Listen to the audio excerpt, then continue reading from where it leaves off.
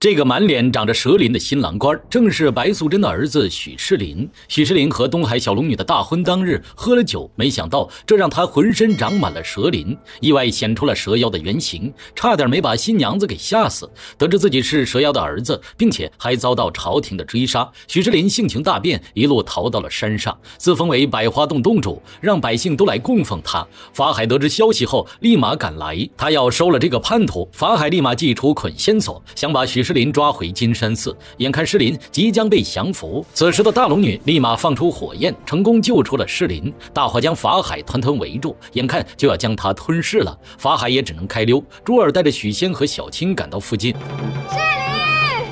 世林听到珠儿的声音，喜出望外。珠儿告诉世林，其实这一切都是大龙女和法能师徒的阴谋，他们一开始就狼狈为奸，目的就是要利用世林除掉法海。珠儿希望世林能看清大龙女的真面目，大龙女怎么也没想到自己的妹妹居然会背叛自己。此时小青和许仙也赶了过来，世林现在除了珠儿谁也不信。大龙女眼看自己被拆穿了，连忙遁走。小青让世林快去救她娘，世林表示自己从小就是孤儿，没爹也没娘，他谁也不会救。说完就带着珠儿飞走了。世林带着珠儿来到百花洞，要把她封为百花洞的王后。他希望珠儿以后可以留在这里，陪他逍遥快活，享受人生。看着世林嗜酒成性，每天喝得烂醉如泥，珠儿实在看不下去了。原本意气风发的少年，如今却变得这样自暴自弃。珠儿一气之下离开了山洞。许世林如今变得这副鬼样，实在是令他心碎。珠儿也不打算活下去了，纵身一跃，想要了却此生。幸好被赶来的小青救下。小青问他为什么这么想不开，珠儿求他放开自己，他已经没有活下去的动力了。见珠儿如此颓废，小青便开始耐心的劝导。世林现在很需要珠儿的帮助，要想世林变回以前的样子，也只有珠儿用爱的力量去感化他。爱的力量是无穷无尽的，可以战胜任何的困难险境。正在此时，天空响彻一声惊雷，原来是玉帝看不下去许世林的所作所为，特意派天兵天将下凡，要将世林收服。小青赶紧让珠儿去通知许世林，率领天兵的天官前来告知法海，白蛇的儿子18年来在佛门并没有被成功度化，反而坠入魔道，变成了妖孽。玉帝命法海即刻前去镇妖。法海从小养育世林，知道他本性不坏，所以希望玉帝网开一面，准许世林上南天门当守将来赎罪。玉帝准许了他的恳求，恩赐法海神圣的天条令箭，将世林抓上天庭当守门将。法海带着令箭找到了世林，世林宁愿在凡间做一个无法无天的妖，也不愿意上天做什么守门将。法海见他执迷不悟，直接开启令箭的神力。珠儿更是被这威力当场打晕。小青和许仙及时赶到，为了保护许世林和珠儿，小青显出青蛇原形，想用血肉之躯对抗天条令箭。怎料令箭的威力巨大，直接把小青给开膛破肚，废去了他的500年的功力。你废了我的武功！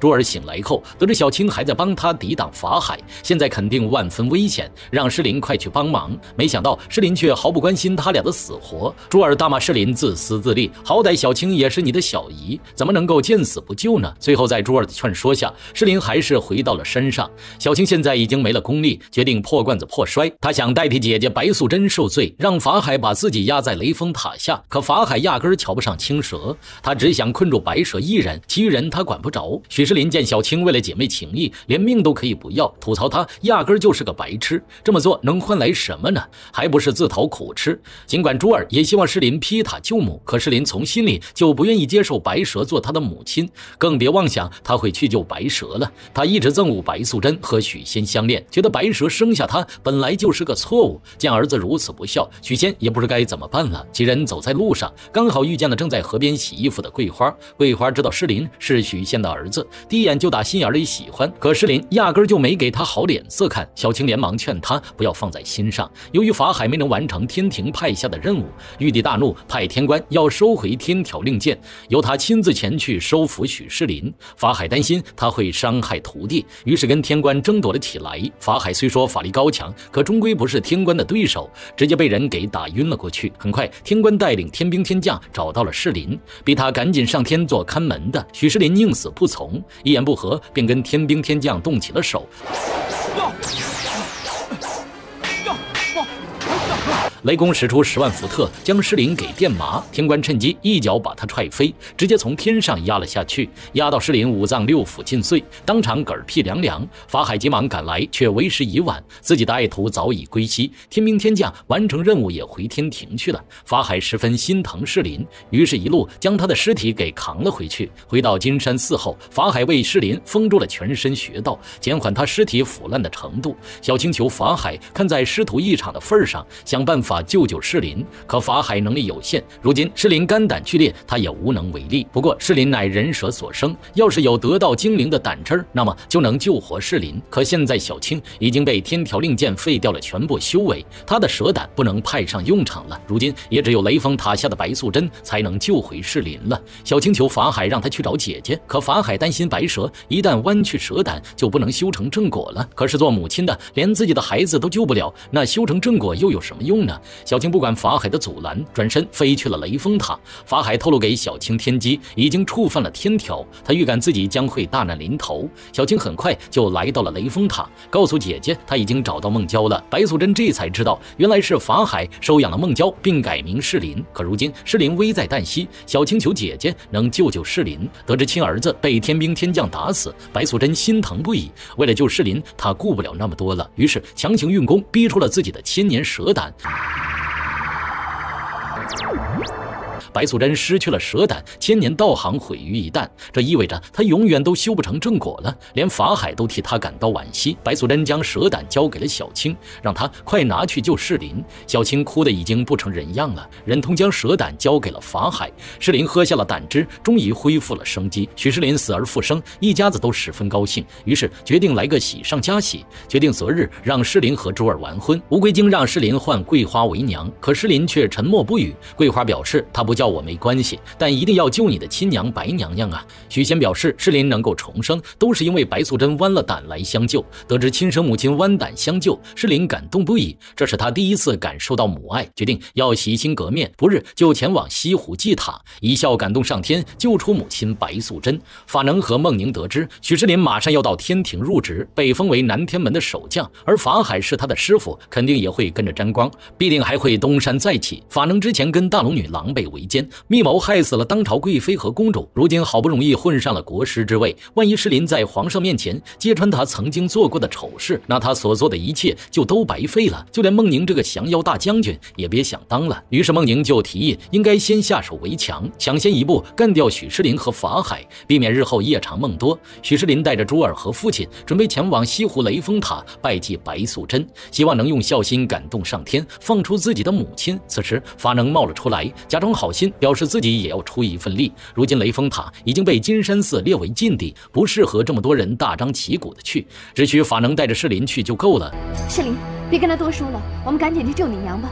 最终施林成功受骗，一个人跟着法能前往雷峰塔，没想到法能把施林带到了一片小树林，谎称说雷峰塔路途遥远，劝施林就在此地祭塔以表孝心。于是施林就跪下祈求上天能够放出母亲白素贞。正在施林专心拜祭的时候，法能却凶相毕露，扔出暗器想要谋害施林。幸亏施林机敏躲过一劫，法能说他是奉旨来收服许施林的。施林这才反应过来自己上了这老头的当，随即跟他大打出手。法能扔出袈裟，将施林捆绑起来，在空中开始转圈圈，转的施林都要吐了。见施林被转得已经筋疲力尽，直接使用独门暗器，放出一大堆的暗器飞刀，将施林活活扎死。可他不知道的是，施林已经吃了白素贞的蛇胆，已经继承了母亲的千年道行。突然他大喝一声，将身上的飞刀全部反弹回去，把法能扎成了刺猬。法能害人害己，落得自食恶果的下场。孟宁赶到时，法能已经嗝屁凉凉了。孟宁怒火中烧，他要让施林为师傅偿命，当即和施林大打出手。两人曾经明明是好兄弟，为何今日要自相残杀呢？孟宁认为许施林抢走了属于他的一切，凭什么好事都让他一个人占了去？孟宁实在不甘心，他一定要除掉这个眼中钉。两人没注意到的是，一旁的法能并没有死透，抓起身上的暗器就扔向了施林。没想到施林十分警觉，迅速躲过，让暗器全都扎向了孟宁。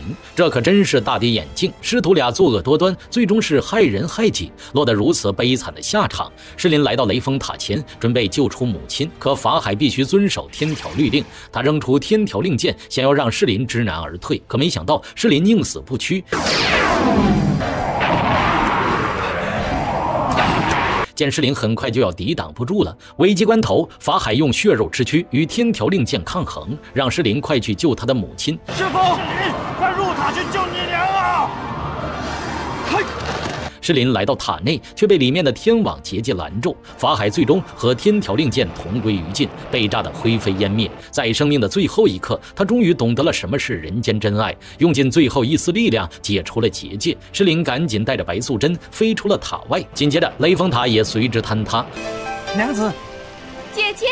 相公，就这样，许仙一家终于团聚。桂花为了庆祝白娘娘出塔，准备上街买菜，好好庆祝一番。没想到却撞见了大龙女。大龙女误以为桂花就是白素贞，于是一掌将她拍死。可怜的桂花就这么稀里糊涂的领了盒饭。此时，观音菩萨显灵，他被桂花的善良感化，准许桂花下一世能投个好胎。而大龙女多次犯下滔天罪孽，直接将她打回了原形，流放于山川湖泊之间，永远都无法修成正果。如今事情功德圆满，乌龟精也决定跟小青告别，回东海继续潜心修炼去了。到此，白蛇后传的故事就结束了。喜欢的小伙伴别忘了点赞关注，咱们下个视频再见。